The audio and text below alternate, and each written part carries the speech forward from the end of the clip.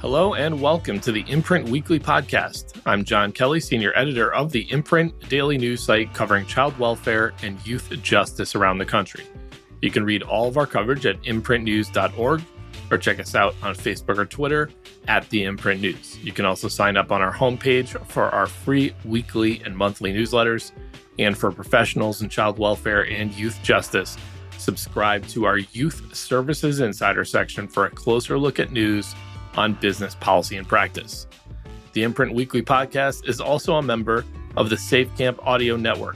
You can check out our show page and all of SafeCamp's other great podcasts at safecampaudio.org on the web or at SafeCamp Audio on social media. All right, it is headlines week, so you just get me yodeling about the latest from the Imprint reporters and whatnot. This week, we're going to start with the most recent update to our Who Cares project, which since 2018 has sought to put some numbers behind the fairly opaque topic of foster care capacity. It's been 2 years since our last update to the site, which is called fostercarecapacity.com. So let me just start here with a brief explainer on what it is we do through Who Cares. So just a little origin story here. In 2017, I vaguely remember the first conversation that led to this project. It was in the summer. We were having an editorial call, and for whatever reason, the number of foster homes in a particular state that we were writing about was relevant to the story details that we're trying to get, and it was just impossible, we realized, to get valid, continuous information about that. And that just drove me crazy because a lot of conversations in the child welfare field at some level have to do with what is the appropriate use of foster care, when should we not take kids into it, et cetera, et cetera. And you're basically just having that conversation blindly if you don't have any idea what the actual ceiling is on the different various types of placements that you have in foster care. So how many foster homes do you have? What arrangements do you have with congregate care providers? What is your use of relatives? How are you leaning on kin to work with kids and families? So we just decided in that first year, we were going to ask every state for an answer on a couple of those things. So that's what we started to do in 2017. It was a good first attempt, but we didn't get enough data that I continued to include it in the project. So 2018 was really when we began in earnest. And we've been collecting information on 5 specific questions ever since then. So one is just how many total licensed homes do you have? Of those homes, how many are non-relatives? How many relative caregivers with active and ongoing placements do you have in the state? So those were 3 core questions from 2018. We also have in each of the years asked for a number of youth in foster care. And I know that the AFCARS report, right, the federal report every year, does that. When we started this project, it was badly lagging behind. So we were getting annual data on foster youth like 1.5 to 2 years after it came out or whatever. So we just decided, let's try and get a point in time count of youth in foster care as well. And then more recently, we've added asking states for the number of congregate care providers that they have as well. So that's the 5 core points that we look for every time we do this. We did the survey every year from 2018 until 2023. And then once we had that sort of baseline of 5 years, we decided, since we do this as a labor of love, there's no specific funding for it. We don't really have a lot of marketing or our sponsors behind it. So it's a lot of work to do this. We decided to go biannual. So we did 2018 through 2023, took 2024 off, and 2025 numbers we collected last year, and just at the beginning of 2026 put those out. So those are available now for you at fostercarecapacity.com. And I've presented on this a few times, and people have asked me before, what do you hope to get out of this, or what do you guys do with this project? Really, I just wanted it to be a resource. I just think that it's important to have just a stable, continuous collection that reporters or advocates or anybody that's really interested could go to and just say, okay, what's the trend line been in the number of licensed foster homes in the state, while I'm talking about how much we should use or not use foster care in this particular state. So that's what it's there for, fostercarecapacity.com. I should actually add that we also surround what we collect from the states with a few kind of custom pieces that a great statistician named Andy Barclay helps us out for. So we use the sort of higher end, like deep dive AFCARS data that only the researchers can get to also include on the site federal data about the number of youth living with relatives or who are living in congregate care. So those are important pieces, I think, because our questions to the states are really asking the sort of supply side of that. How many of these congregate care placements or foster homes do you have? Or how many kinship active cases do you have? And then the AFCARS number reflects what they see in state reported data about the number of kids living in those. And then Andy also does a really cool family separation metric for us that is gauges the average number of days in each state that kids spend outside of their family. So it's a way to display it system by system, the extent to which you're using foster care, but also within foster care, how often are you relying on the network of family members to provide that care? And that's on a day-by-day basis. So a lot of what we do in the Foster Care Capacity Project and what AFCARS does is really rooted in this like point in time. We use March 31st. AFCARS, most of what is either in like they do 2 6-month point in time collections. Andy's trying to capture like over all the days, how much our state's using non-kin and non-family to care for kids. So that's a really cool thing that's also on the site. And I should just last thing on just like how it presents on fostercarecapacity.com. You can see some sort of national data sets when you hit the homepage, and then you can go to the About section just to look at our methodology and how it works. The real value, obviously, though, is we have this disaggregated by state.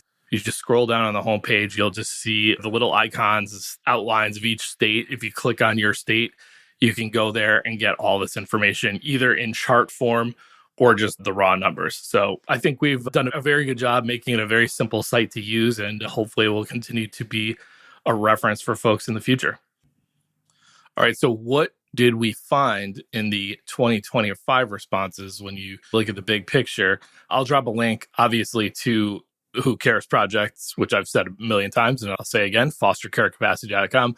But I'll also just drop a little news brief that I did that kind of takes a look at some of the bigger trends here. But bottom line is we identified 178,026 licensed foster homes in the country in 2025. And that point in time count, again, is March 31st of 2025. And that is a 9% decrease from our last survey, which was in 2023. It is a 19% drop from 2019 when there were 220,000 licensed foster homes. So I think that would be the bigger takeaway just on the national level. We have seen a nearly 20% drop in the number of licensed foster homes since the COVID pandemic, right? The 2019 number was the last one before the world went crazy. And we've seen a pretty significant decline since then. The decline's actually higher really than that, because in that 2019 year, Virginia was one of the few states that at the time had not responded to our questions for the project. And they have since come on board and provided us numbers every year. So when you factor in that Virginia is essentially a zero in 2019, and it's actually a number, several thousand in 2025, the decline is actually a little bit steeper. Now you have to factor in also at the same time, there are fewer youth living in foster care, according to both recent government reports and this project. There were 328,947 foster youth in 2024. That is according to the federal AFCARS report. That's Adoption and Foster Care Analysis and Reporting System. And while the Who Cares project didn't capture a number for 2 states, we did not get a foster youth total from Michigan or Mississippi this year. Our collection projects that the total has declined again in 2025. So trying to do our best projections in Michigan and Mississippi, it looks like we're getting close to just around 300,000 youth being in foster care. Now, the Who Cares project has taken on a little bit of added performance past being the sort of reference site for everybody in this year, because the Trump administration has made its sort of North Star priority for child welfare during this second term of his to be a home for every child, which we've talked about on the podcast. There's some of these headlines editions. Also, you heard Michael Fitzgerald, my colleague, interview Alex Adams, who's the Assistant Secretary for Family Support for the Trump administration, talk in depth about a home for every child and other topics of interest to the Trump administration in that interview. And I'll drop a link for people that haven't heard that. But the sort of underlying goal of a home for every child is to achieve a 1-to-1 ratio or better of the number of foster homes available to the number of kids. So we want a 1-to-1 ratio of homes to children in the foster care system. And that can be achieved, obviously, either by changing the numerator or the denominator. You can increase the number of available homes, or you could continuously lower the number of kids who are actually in foster care.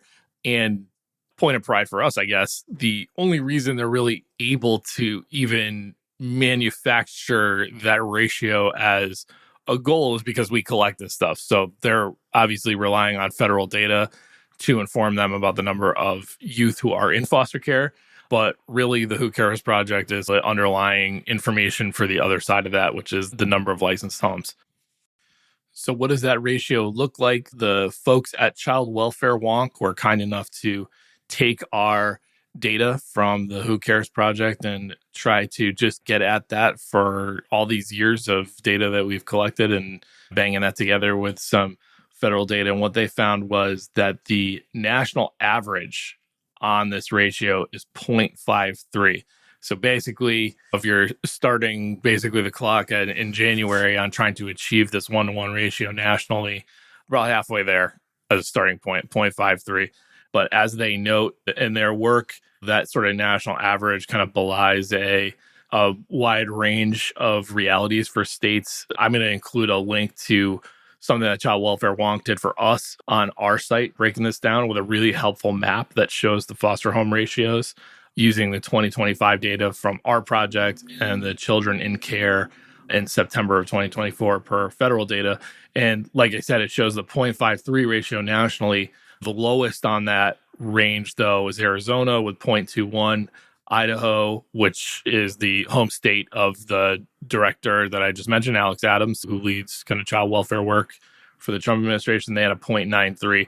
And there's 25 states, so half of the states have that ratio below 0.5. So that's where we're at with these ratios as they start towards this goal. Now, what's going on with this Home for Every Child initiative? It's like a two-pronged thing. There's this as a national goal and ideal, and then there's what the administration is trying to do to directly engage with certain states on achieving that 1-to-1 ratio. And we've talked about this on the podcast, I think last month. Basically, they've made an offer to states who are in the process or have experienced already their fourth round of child family services reviews, which is a periodic way in which the federal government assesses the outcomes of systems that are using a lot of federal dollars to pay for child welfare. And basically, every state has always failed those reviews, and then they get put on a program improvement plan.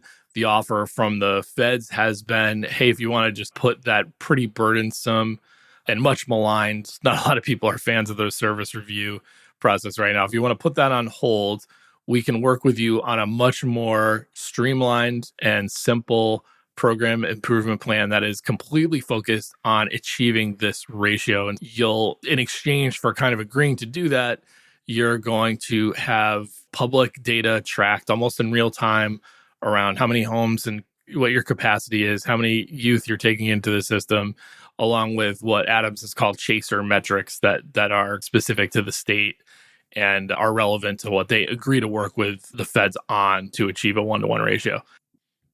I had a chance recently to briefly discuss with Assistant Secretary Adams where things stand with a Home for Every Child. Here's basically where things are as far as that sort of direct offer to states. They've had 4 states opt in already. Those were Oklahoma, Missouri, Louisiana, and Tennessee. Adams said he expects that the administration will be announcing something of a first cohort of Home for Every Child states sometime in the end of March, early April. He expects it to be 10 states. Now, the 4 I named, Oklahoma, Missouri, Louisiana, and Tennessee. Those are all red states led by Republican governors. He did say that he fully expects that the bigger group that they'll announce will include blue states as well. So look for that announcement coming sometime soon. He also mentioned and really emphasized that one big piece of this was going to be that real-time collection of information and kind of fostering competition among states. So he expects that reporting on this from us, presumably, but other outlets, probably more so from local outlets, is going to matter. I'm just quoting Adams from our piece. We'll be publicly posting all the data. So if out of 10 states, 9 are improving and 1 is not, we believe the media can be partners there. So infer from that what you will. I think the other thing I'm going to be interested in is I just referenced what Child Welfare Wonk did with our number on total licensed homes and the AFCARS data to create this ratio. I would not assume actually that they'll just take something that basic and make it the real metric for this thing. For starters, and I'll actually talk about this in a state lawsuit a little later in the podcast, but there are plenty of states where the number of kids in foster care, there are a lot of kids in foster care who are living in foster homes that are not fully licensed foster homes. And there's just got to be a way, I would think, to quantify that or factor it in. There's not just licensed foster homes and congregate care. Those aren't the only 2 placements that states are using. So stay tuned for all that. So we're going to move off the Who Cares Project and foster care capacity subject to some more things coming out of Washington, D.C. In 2024, the Biden administration finalized a rule that required states to establish what it called designated placements. And it was a requirement to provide an adequate supply of foster care placements that went beyond simply providing safe places for LGBTQ youth in foster care. We expect that all placements are safe, really going beyond that to being actually affirming and encouraging of their choices. And in the rule, that was marked by establishing an environment that supports a child's status, having been trained or hosting trainings for staff if you were a group setting on providing for specific needs of LGBTQ youth, and facilitating a youth's access to resources, services, activities that support their health and well-being. It was pretty much an attempt in a child welfare arena where some states permit faith-based organizations to follow ideology in recruiting and managing foster homes or group settings and deciding who they want to work with. Not that all of those places will necessarily reject or discourage LGBTQ youth, but the Biden rule was basically saying you have to make sure there are affirming and supportive placements for youth to go if that's what they want. The Trump administration has rescinded this rule effective this month in March, calling it, and I'm quoting from their statement on it, an affront to common sense that sent the wrong message to faith-based foster parents and organizations who simply seek to provide a loving home for foster youth. This rule never actually took effect for real. So the first time states would have ever been checked on whether they were following the designated placement rule was going to be in 2030. It was going to be subject to the next round of child and family service reviews, which who knows if they'll still even exist then. Now, and Texas basically challenged this rule and a federal court had already frozen the rule pursuant to a legal challenge. So this is just essentially the administration putting the nail in the coffin, if you will, on a rule that was already in legal jeopardy. Now, that action relates to all LGBTQ youth in foster care, which some studies have estimated to be about 30% of this population. 2 notes on administration action specifically related to youth who profess a different gender identity than their sex at birth. First, the administration last year sent out a letter to state child welfare systems, or at least some of them, not all of them, basically saying they needed to review and, where necessary, amend policies that require foster parents to affirm the gender identity of foster youth. And that was something that the Imprint kind of helped surface. We attained some of those letters. And that letter seems to be having an impact in at least some states, because we have seen since the letter came out, at least Massachusetts and Vermont, probably some other states, where systems have essentially retreated from requiring foster parents to affirm other gender choices. So this is what we're talking about here to set it up as Massachusetts, Vermont, and several other states had basically created foster parent licensing standards where if you were not willing to affirm the gender identity professed by a youth, you could not be licensed. Whether or not you ever took a kid into your home who actually had a different perspective on their gender than what was at birth, you still had to declare that you would be affirmative. And this is maybe going to be in the Supreme Court someday. I do think there are still some states out there that have resisted changing on this. But it does appear that letter, the sort of warning to some states, has led some of them to reconsider that. The Trump administration sent another letter around to child welfare systems, and this was to everybody, reminding them, I guess would be the word to use, or warning them against involving parents in child welfare cases that center on the parent's decision not to support a child's self-identified gender. So in the previous one, we're talking about licensing foster parents. This is warning states about involving actual parents in child welfare cases because the parent does not support what their child is saying is their gender. So ACF sent that letter to each state and suggested also in the letter that it will step in if states do investigate parents. I'm just quoting from Alex Adams in that statement. Parents have the right to raise their children according to their sincerely held religious beliefs and moral convictions. When states overstep their bounds, ACF will take action to deter inappropriate policies that drive unnecessary interactions with child welfare systems. This is one such example.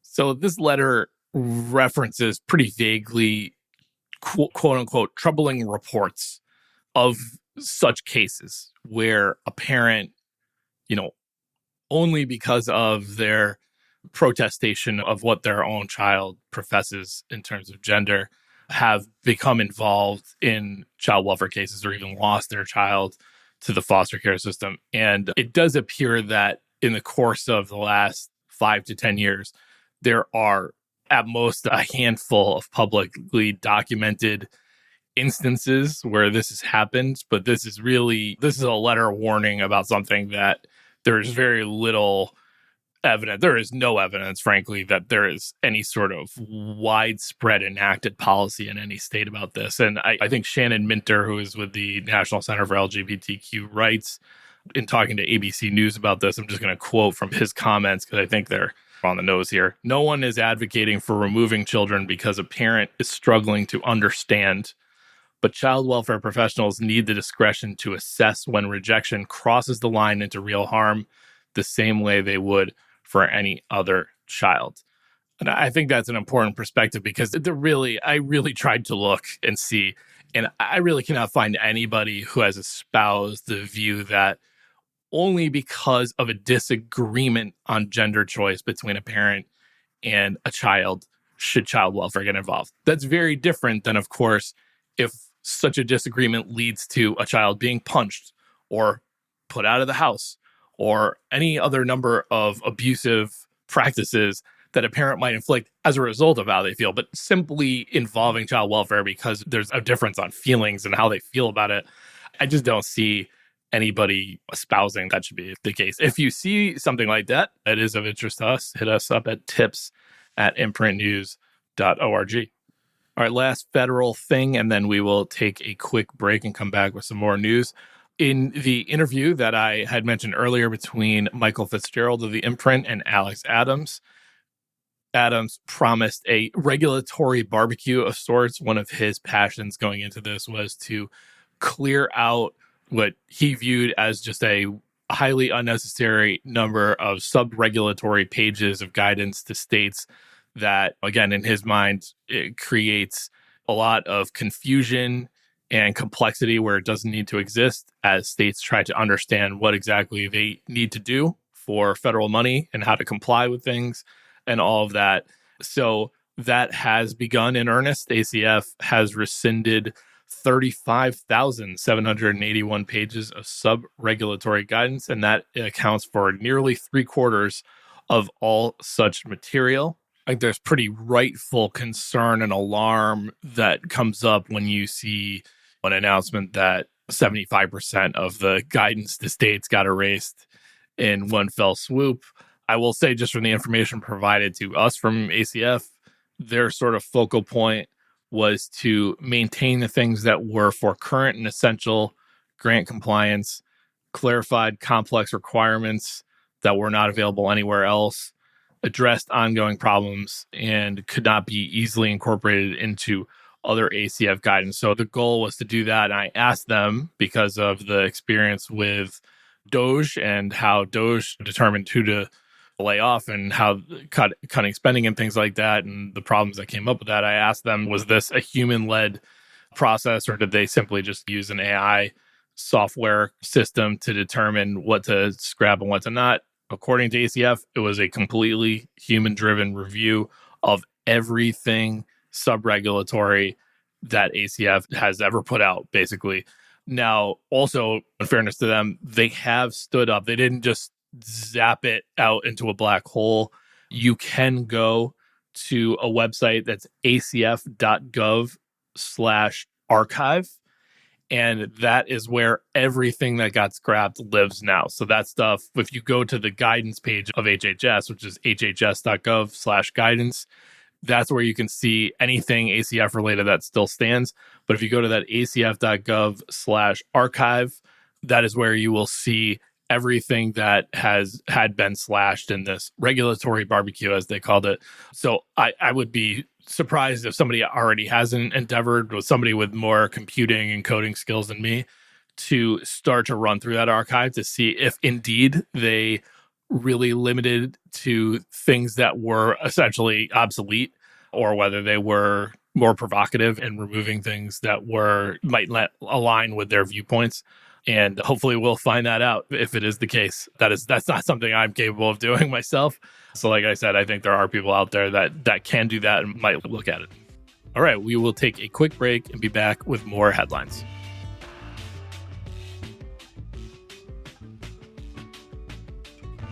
Every day, more than 50 youth age out of foster care without a forever family.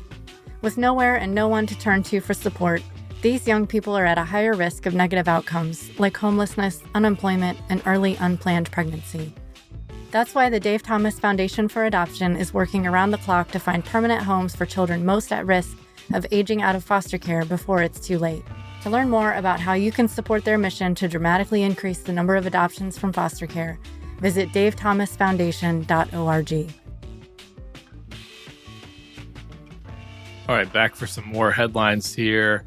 I wanted to talk in tandem about two interesting studies and one recent piece of legislation that was covered out of Tennessee. And the two studies, one is in the youth justice incarceration lane, the other in the child welfare congregate care lane, and both are survey-based. So in a nationwide survey of 157 juvenile detention centers, 75 of them across 25 states reported detaining children because outside mental health resources were limited to non-existent.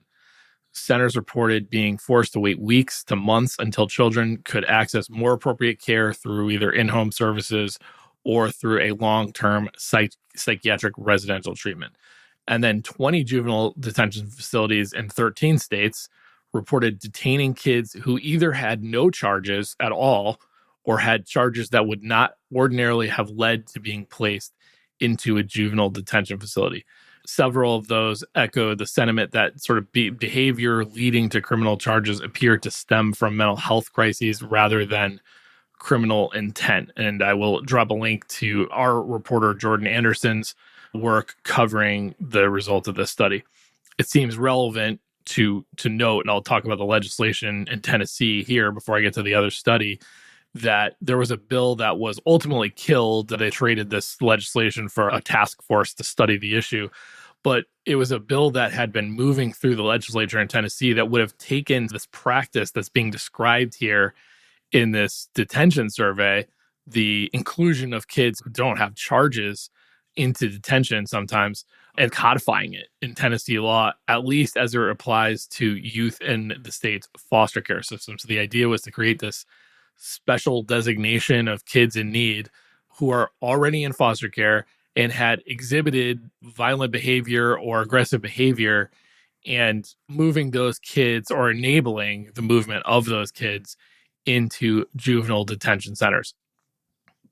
Like I said, it looks like the bill is going to be killed and just replaced with a task force to study the issue at hand. Then there is the GAO study, Government Accountability Office, that primarily used a state survey to gauge the impact of the Family First Act on trends in congregate care usage. And before I get to what the survey said, let me just give the basics here on Family First, which we talk about a lot on this podcast. And I think a lot of our listeners are generally familiar with. But there were two big kind of overarching goals as it related to federal financing and child welfare outcomes with the Family First Act. One on the front end was to enable states to tap into the Title 4E entitlement, which had heretofore mostly been for spending on foster care and adoption, to fund prevention efforts aimed at stopping some kids from having to come into foster care at all. So that was on the front end. The goal there, obviously, they can only do what they can do with federal funding, but the goal was obviously to incentivize actions and policies and practices that would lead to less kids entering foster care. And then on the back end of foster care, Family First basically espoused the view that the federal government is going to start to limit its participation in funding placements into congregate care, which is generally defined as group homes, institutions and residential care facilities, and then some amount of shelter care as well.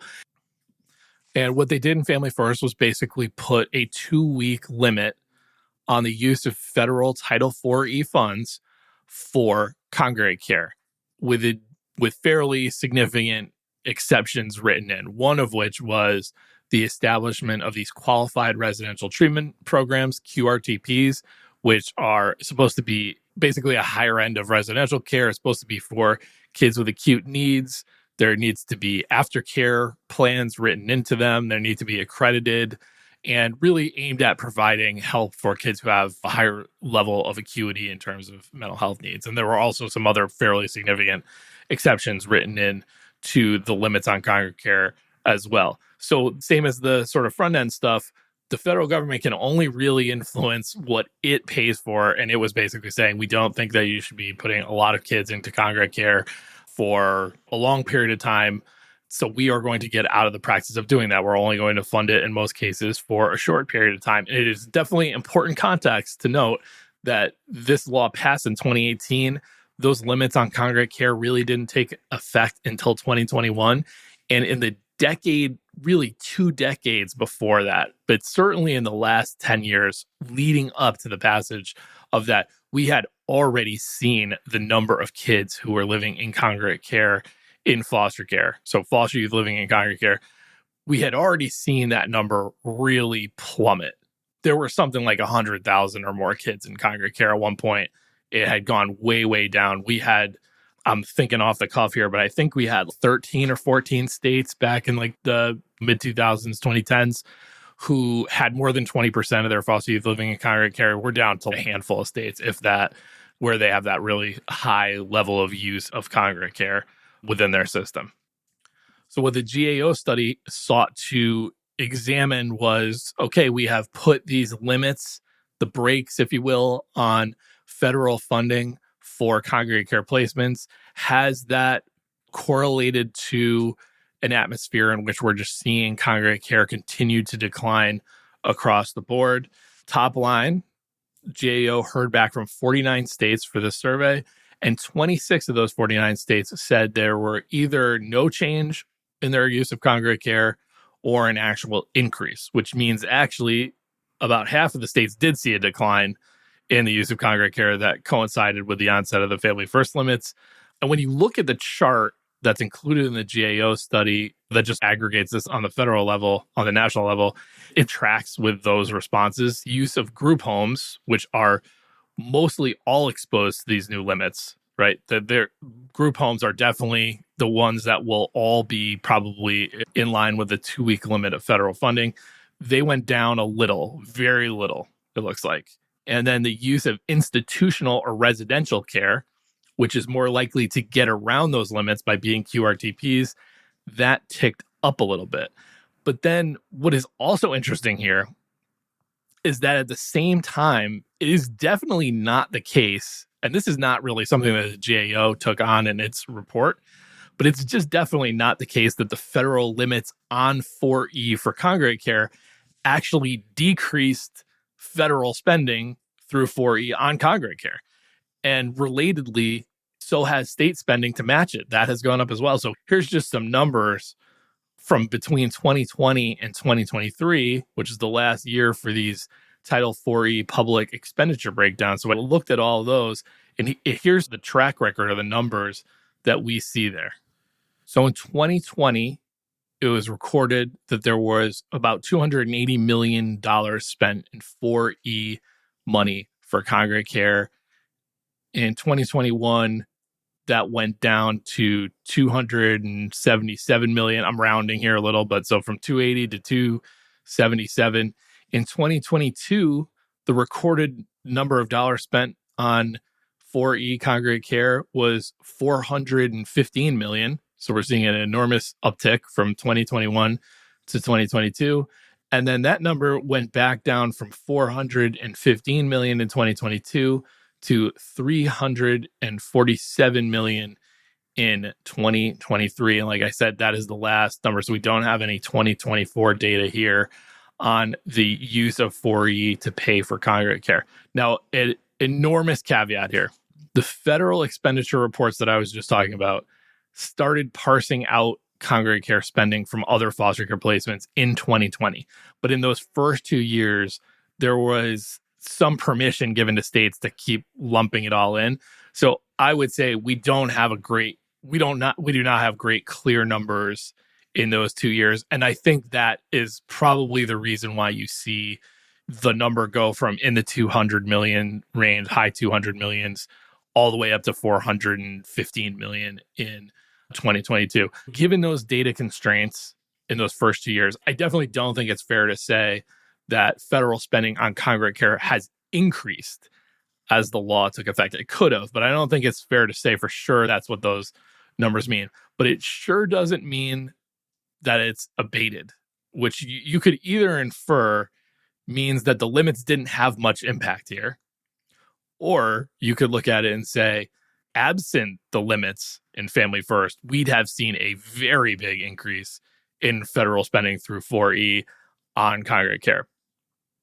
Now, what you don't see in any of this is we're only talking about Title 4E spending, right? That's one form of federal spending that requires a state match. So it's a big one. It's the biggest kind of payer specifically for child welfare services. But what you don't see are the other forms of money, either federal or state, that are being used to pay for congregate care.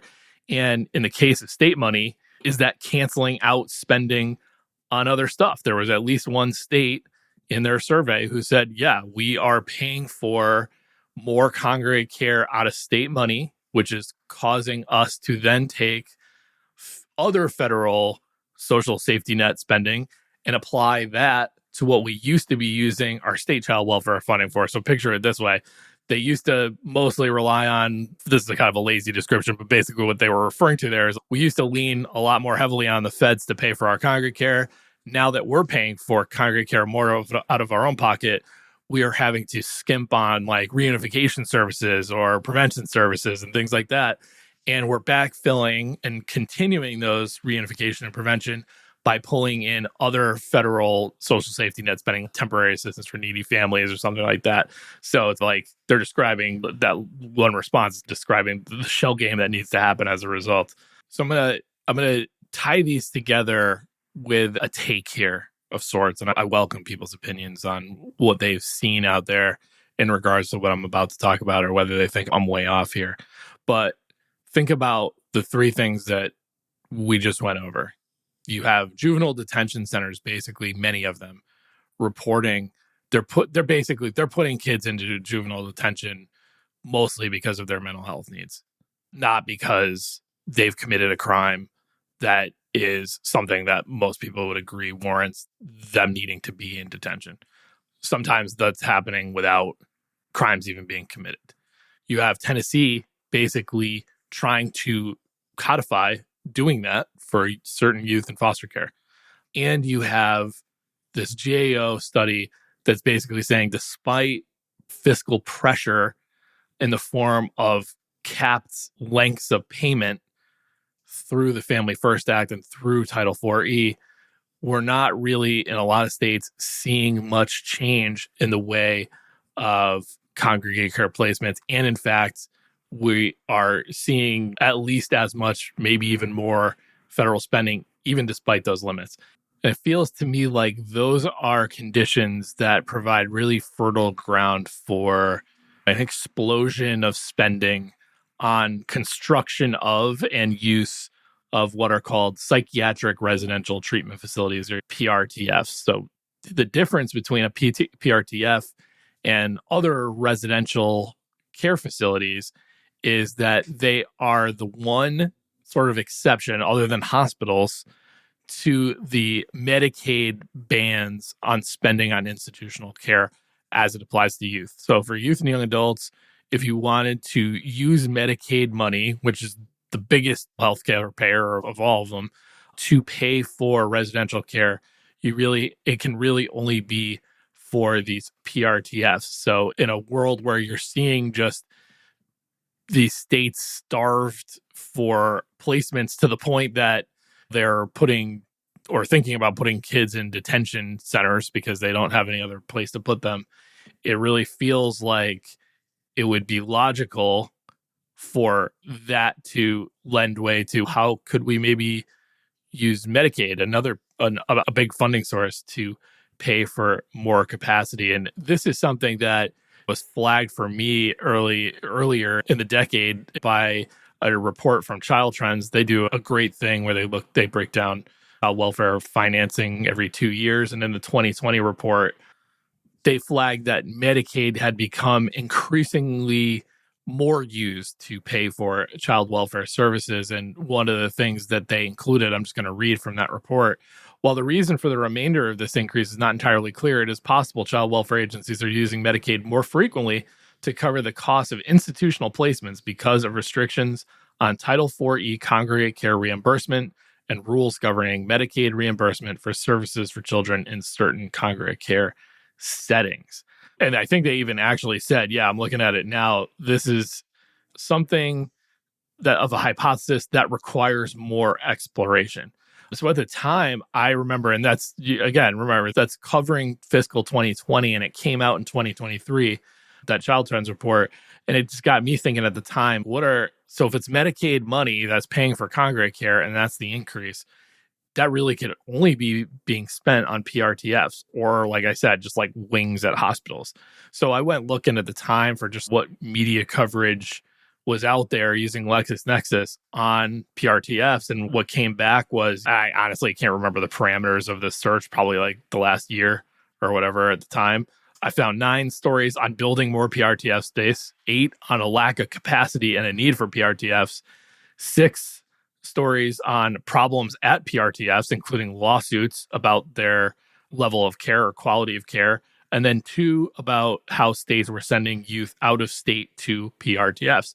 And that was in 2023. So I think fast forward 3 years, it really feels like this has only become more of a consternation or a challenge for states.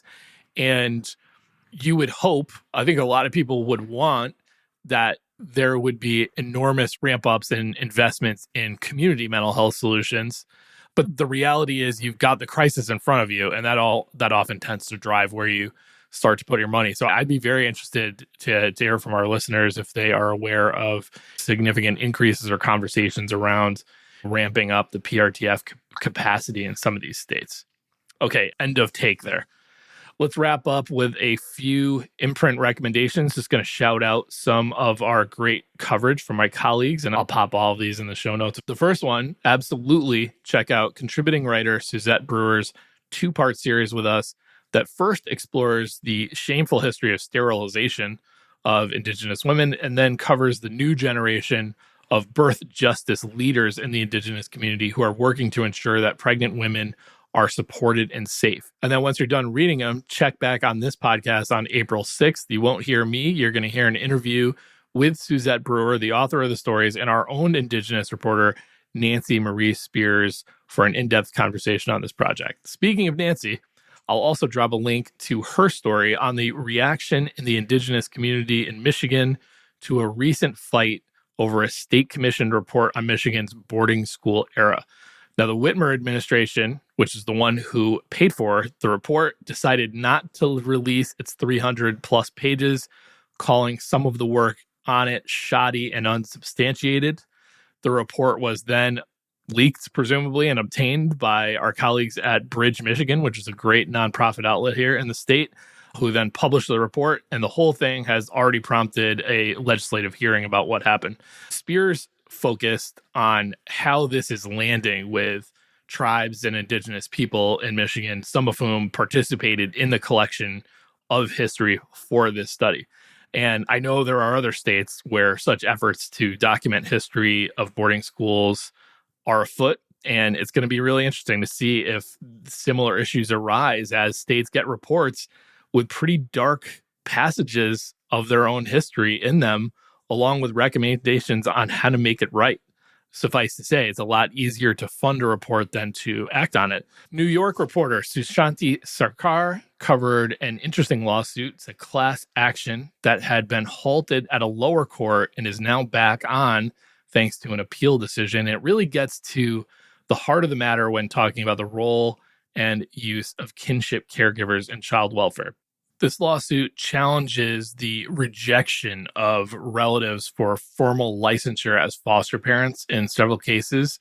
And all of those rejections seem to have been over years-old reports of child maltreatment, reports, I should add, not substantiations necessarily, or for one of the 300 criminal offenses that are listed as non-starters in licensing in New York, even if the offense was committed decades ago.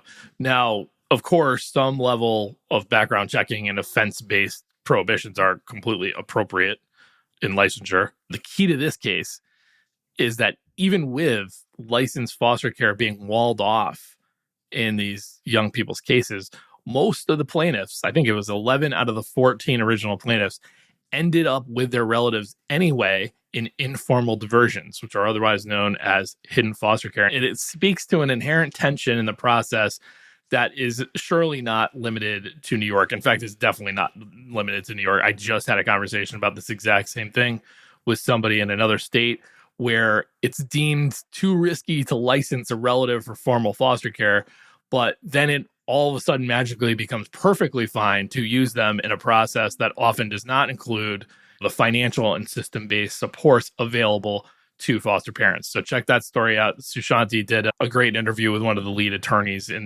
that class action.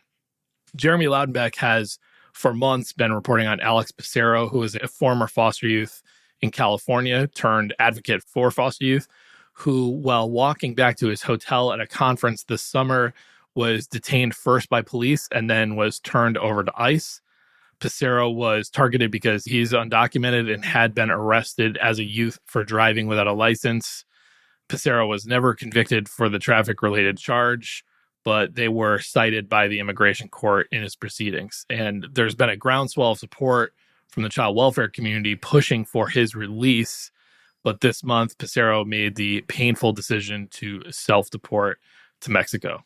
Josh Boykin, who is a former foster youth and a current Los Angeles County Youth Commissioner, told Loudenbeck, and I'm quoting here from his story, "There should be no reason why you could see somebody with that resume in America and think they don't belong here. He's working to become something and the type of person you would want in our community." One last thing, kind of summary related, I'm going to link in the show notes to some work that our Youth Voices Rising team did in Minnesota, featuring the views of former foster youth in the state about the high-profile presence of ICE in their communities and the killing of 2 American citizens by ICE agents this winter in Minnesota. All right, that's going to do it for us today. The Imprint Weekly Podcast is a production of the Safe Camp Audio Network, which is a division of Fostering Media Connections. Please visit safecampaudio.org on the web or at safecampaudio on all major social media. This podcast is produced and mixed by Christine Anjoko, with music by Luke Giroux and Cyrus Elia. If you enjoyed this episode, we would love it if you would consider subscribing or giving us a 5-star rating on Apple, Spotify, or wherever you download your podcasts. And we would greatly appreciate it if you would consider supporting our work here on the podcast and in print. Small donations from our listeners and readers go a long way towards helping us grow and cover more great stories in child welfare and youth justice. To support us, it is super easy. Just visit imprintnews.org/donate. You can follow The Imprint on Twitter and Facebook by searching the handle @TheImprintNews and visit us on the web at imprintnews.org. You can always get us over email at tips@imprintnews.org. I'm John Kelly, and we'll see you next week.